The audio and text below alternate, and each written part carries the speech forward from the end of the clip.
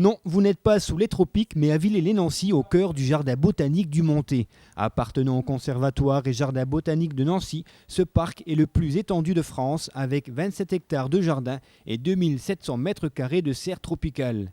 Dimanche, une cinquantaine de rambasiens ayant participé au concours communal des Maisons Fleuries 2001 ont pu visiter ce superbe jardin.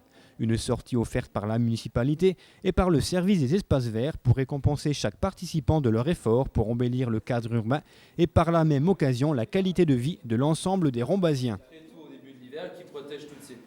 Accueilli par Rémi Sachs, responsable des animations, le groupe a tout d'abord visité les serres tropicales. Un voyage au cœur des forêts amazoniennes, un passage par les îles de l'océan Indien, un détour vers les zones arides du continent américain.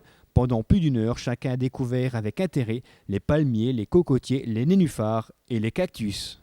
Dans les serres tropicales, vous aurez déjà l'intérêt de retrouver beaucoup de plantes, je dirais, utiles que vous utilisez tous les jours. Vous allez découvrir le cacaoyer, la canne à sucre, le riz, le café. Donc vous voyez des choses comme ça qui vous paraissent banales de la vie courante, mais vous ne connaissez pas vraiment. Puis vous allez découvrir la forêt tropicale, des zones arides, des grands palmiers. Donc beaucoup de choses qui vont vous dépayser. Et puis des choses plus rigolotes comme les plantes sensitives qui se referment sous vos doigts ou les plantes carnivores. Et puis naturellement toujours quelques orchidées pour la magie. Alors dans la forêt tropicale vous avez aussi beaucoup de ficus.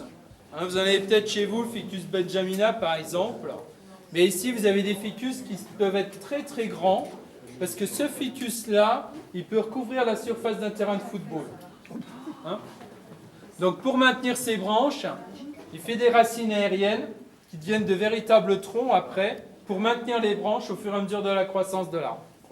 L'un des intérêts de ce parc est bien sûr de découvrir les 12 000 espèces présentes dans les 4 coins de notre planète, mais aussi et surtout de comprendre les menaces et les enjeux de ce XXIe siècle sur la flore. Protéger et conserver la flore du Grand Est notamment est l'une des missions du Conservatoire national botanique de Nancy.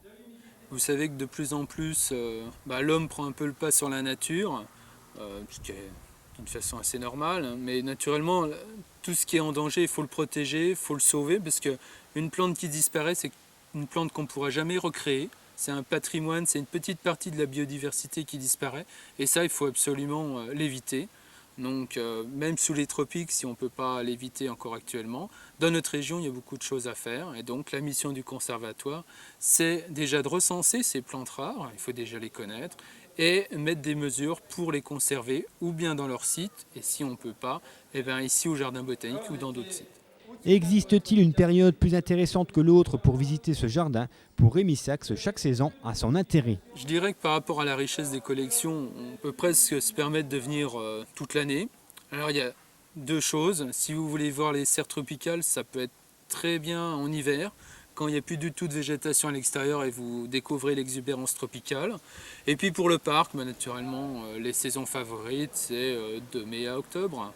Et là encore actuellement, vous avez une grosse collection de dahlias, vous avez des fruits d'automne qui sont spectaculaires, vous avez encore le potager du curieux aussi qui est très spectaculaire, donc il y a encore des choses à voir. Ouais. Alors n'hésitez pas vous aussi à venir visiter ce jardin encore peu connu du grand public mais qui mérite vraiment le détour. Les rambasiens présents ce dimanche en ont pris plein les yeux et les responsables des espaces verts de la ville en ont profité pour prendre quelques notes et pour choisir les différentes espèces de fleurs qui orneront peut-être la ville l'année prochaine.